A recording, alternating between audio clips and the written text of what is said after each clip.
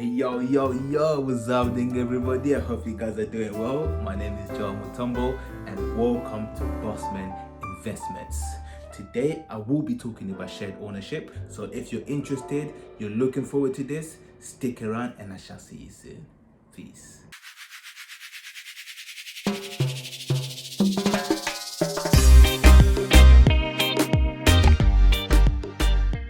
Hey people, welcome back again. Nice for you guys to stick around, and if you're here, I know that means you must have a bit of interest in shared ownership, or you're looking into it. You want some answers, so therefore you're keen to find out a little bit more. Just before I go into the details of shared ownership, I want to just bring out something. You guys may have noticed my channel name. The name has changed from Property Wealth to Bossman Investments. It's because whilst I was doing research, I actually realized there was another company called Property Wealth, even though they wasn't on YouTube, but there is a company, I think it's somewhere in London or somewhere like that, which are called Property Wealth, and they've been running for quite some time. So I thought, you know what, I don't want to be the same name as somebody else. I decided to rebrand myself, rename my channel. So now it's Bossman Investments, and believe me, I've done some research. I haven't seen anything that any companies anywhere, as far as I'm aware, that's called Bossman Investments. So that's my new logo, that's my new name for YouTube, that's my new channel. And yes, we'll keep researching, and for now we'll stick to this. Anyway, I hope you guys are having a lovely day. Let's go back to the main call. What is shared ownership? Is it a good thing? Is it a bad thing? Everybody's keep asking about shared ownership. The government's trying to help people out. What's your opinion? What's your perspective on this? Well, we'll start from the beginning. Shared ownership, it is a government scheme, just like one of the schemes which we discussed last week, which is the equity loan scheme. The government is borrowing you deposit to put on a property. Whereas this one, the government is not borrowing you the deposit, you're figuring out the deposit. However, you only own a part of the property.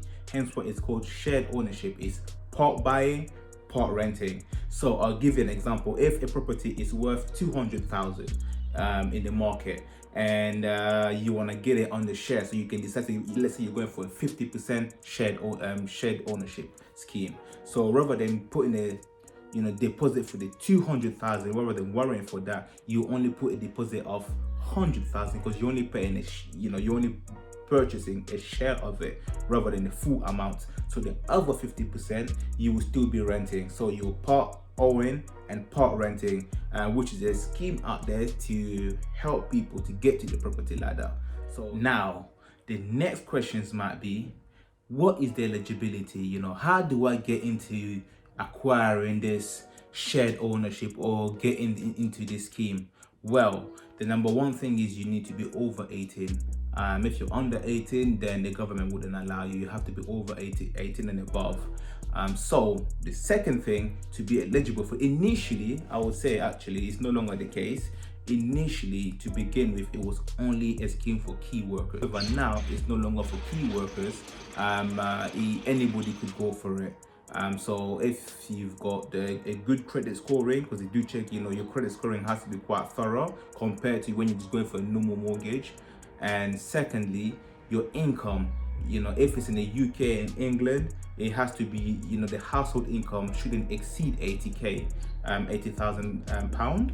And if it's in London or Greater London, your income salary shouldn't be exceeding 90,000 pound. And this is a household income, so it's not just individual, it's a household income shouldn't exceed 90,000 pound. So those are the eligibility.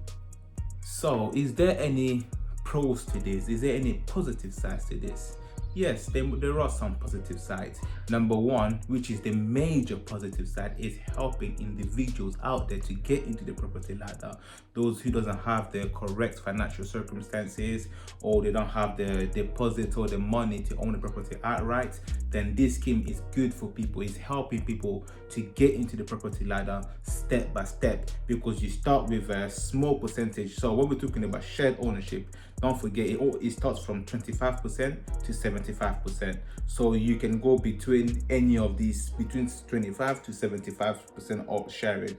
depending on your financial circumstances. If you know you want to only own a small part of it, which is 25%, you can do 35%, you can do 50%, and 75%. So it is good, you know, it does help people who don't have the that financial circumstance to own a property, and they want to get, you know, the ego to get to the property ladder. This does help them, because then you can just own a small part of the property rather than having the whole outright the whole property. So that's, you know, already a point. And the second positive is you have the right to sell your share. So if you've been paying it for, let's say, many years down the line, you've acquired some equity, then you can sell your share to people out there, or back to the housing association, or to whoever will be willing to buy your shares. So you do have the ability to sell your share, and also you have the ability to staircase. Staircase is a term which they use in a housing association. Sorry, I'm a nurse. Everything is nursing association. There's no nursing association. Housing association. So they've got a sort of a plan out there which is called staircasing, which gives you the ability to climb up the ladder. So let's say if you start with 25%, you can now go up to owning 50% if your circumstances change. You know, you have to prove that your circumstances change, and they will do an affordability check. So they will check how much money is coming in, your outgoing versus your incoming, you know, money that's coming in. They will do a thorough financial check to see that you can afford to go for the 50%, and also you can go up to 75%, and until you own the whole property. Now we're going into the side of the cons, the negative side of it. And what is the negative side to, you know, having a shared ownership? First of all, when you're going already in a shared ownership, whether it's a house or a flat, or, you know, it could any kind of property, you're going out there for a shared ownership, you're already starting with as a leaseholder. You know, you don't have the rights to be a freeholder, so you're a leaseholder because you don't own the property share. And as a leaseholder, you know, even I think the next video I will be posting will be, you know, freeholder and leaseholder, and the pros and cons of each, and, you know, what's good and what's not good. But with this one, you do start as a leaseholder, and with the leaseholder, it comes with baggages. When you're a leaseholder, you have to pay service charges. So any maintenance to the property, any things that is updating with the property, you will have to pay it. And you also have to pay ground rent, because those are the, you know, requirements as a leaseholder. Once you're a leaseholder, you own a property as a leaseholder, you have to pay all those charges. It will be, you know, your responsibility to pay it, and not the housing association. Next thing, because you are only owning a part of the property, and, you know, depending on how many percentages you're owning, you will still be regarded as a tenant.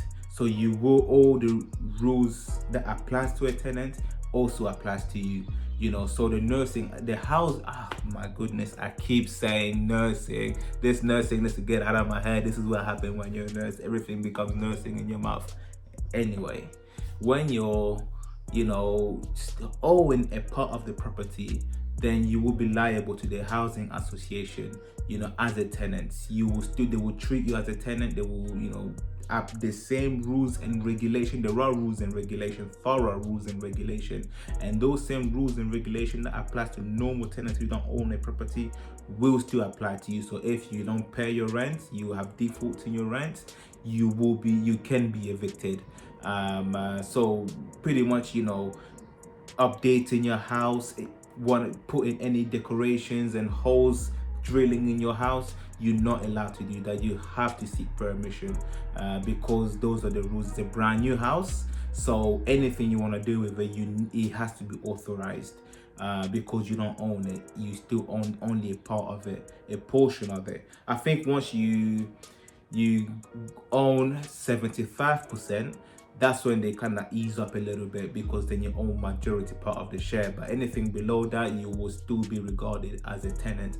You will still, you know, abide by the rules and regulations. You cannot have any bad behaviors, which is considered, there are some regulations which are rule breaking, which are considered as bad behaviors in the nursing association.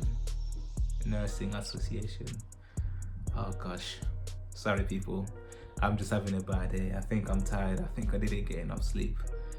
Yeah, I think I need some water. Let me get some water. Hopefully this will help. Anyway, let's put nursing aside. Housing association. So you always remember, once you're going for shared ownership, you will be regarded as a tenant because you will have rules and regulations you need to abide by. Anything you want to do to the property, whether it comes to subletting, you're not allowed to do. That's a big no-go area, because a lot of people, those who are like me, very business minded, they'll probably thinking, let me get a brand new house, it's a brand new, it's a shared ownership, I can rent out the rooms, even one room, because the brand new the rent is gonna be high. If they find out, you are finished. So they don't like that at all. Anything in terms of decorations require permission. So yeah, that's one of the major downsides, which personally I think is a no-no.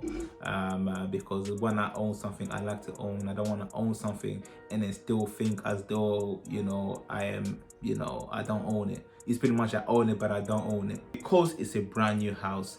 And I mentioned this before. What happens when you move into a brand new house? When you're buying a brand new house, it's at its peak. You're buying it when it's very, very high, at its highest. And as soon as you move there, automatically your presence, what does it do? It reduces the value of the property, because it's no longer a brand new house. It's no longer considered as a brand new house or newly built property, because you've lived there. So the property price has reduced, will be reduced.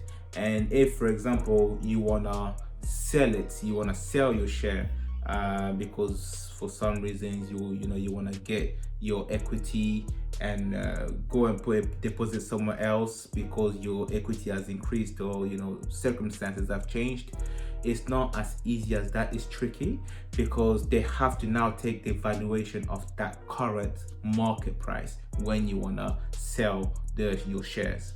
Don't forget, you're buying it at its peak. As soon as you move in, what happens? The price goes down. And when you want to sell it, the housing association might sell it first before you, because obviously before you sell it, you have to get permission from them, and then they will come and assess the property. Once they come, they will bring their, they will get their people to come and assess the house. Once they come and assess it, they will give you a price for the share that you're buying, which will be or might be different from what you purchased, and you have no say. Whatever price they give you, you have to accept it, because they're going to the current market price at that time, not when you first purchased it, but at that time, which can be negative, because then you will be negative equity. And one other thing about shared ownership properties, you need to also be aware that not all banks do accept shared ownership. Because when you want to put a deposit on a shared ownership, there's only certain banks out there that do it. It's not every bank that do it. And obviously we also know with shared ownership, it's not in every location. Even though the government is really doing well in building houses everywhere, newly houses everywhere, but there are still some locations out there which shared ownership scheme doesn't work. So there are some limits. You might find yourself that you want to live in a particular area and there is no shared ownerships there. So that's just something for you guys to be aware of. And also another thing, which I know a lot of people, they tend to say when they use when they have been involved in shared ownership, they say that they have the feeling of being stuck. What do they mean by that? Is that you've got a shared ownership, you want to quickly acquire some equity so you can now either take the money out, put a deposit on another property, but it's almost impossible, because once you're in there, your focus is to climb up the staircase, so climb up the ladder. So if you're starting 25% or 50%, you want to go to 75%, you want to go to 35% if you're on 25, you want to go on 45%, depending on your circumstances. Your aim will be mainly to focus on climbing up the ladder. So most of the money you'll be getting you'll be putting it on the side because you're just focusing, I need to climb up the ladder. Whereas all those monies, everything you could have invested in another property. You could have used that money to invest it, but because you're in a shared ownership, you feel like your main priority is to own a property outright. So certain people, they might feel a bit trapped when it comes to that. And moreover, as I mentioned before, they're saying that you own a property, which you do, you own part of the property, but you don't own the full property. So yes, you have the luxury of a property owner because you have that title that of a property owner, you are in a property ladder. However, at the same time, you also you're also a tenant because you will be paying rent in that property. You have pretty much all the regulations and rules attached to tenants. It's also attached to you. And the good thing about tenants is they are not responsible for certain things like service charges. Is not a tenant's responsibility. Ground rent is not a tenant's responsibility, it's the landlord's responsibility. But because you own part of that property, that responsibility automatically lies in you.